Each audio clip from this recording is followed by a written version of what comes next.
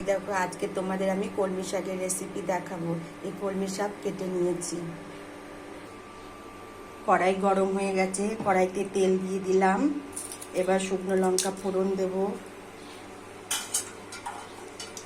একটু রসুন কুচি দিয়ে দিলাম, এই কালো জিরে ফোড়ন দিলাম।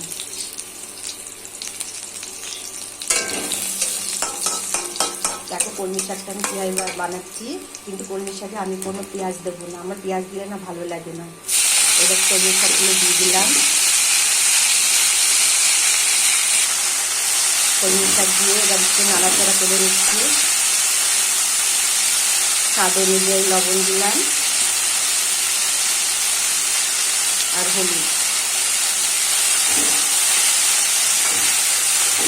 তোমরা চাইলে পেঁয়াজ দিতে পারো, কিন্তু আমার পেঁয়াজ দিলে আমার ভালো লাগে না। আমি এক দুবার পেঁয়াজ দিয়ে করেছি, কিন্তু আমার ভালো লাগেনি। লঙ্কা চিড়ে রেখেছিলাম, লঙ্কা দিয়ে দিলাম। এইদিকে আমি 2 লিটার দুধ গরম করছি ইন্ডাকশানে। দেখো রসগোল্লা বানাবো বলে, রসগোল্লার রেসিপিও তোমাদের দেখাবো কীভাবে আমি রসগোল্লা বানালাম। আগের থেকে একটু আলু ভেজে রেখেছিলাম কলমি শাকে দেবো বলে, এই যে আলু ভাজাটা দিয়ে দিলাম, দিয়ে নাড়াচাড়া করছি। দেখো এই কলমি শাকটা হয়ে এসছে, আর একটু হবে। এই দেখো আমার কলমি শাক হয়ে গেছে। এখন একটু বাদামের গুঁড়ো দিয়ে দিলাম।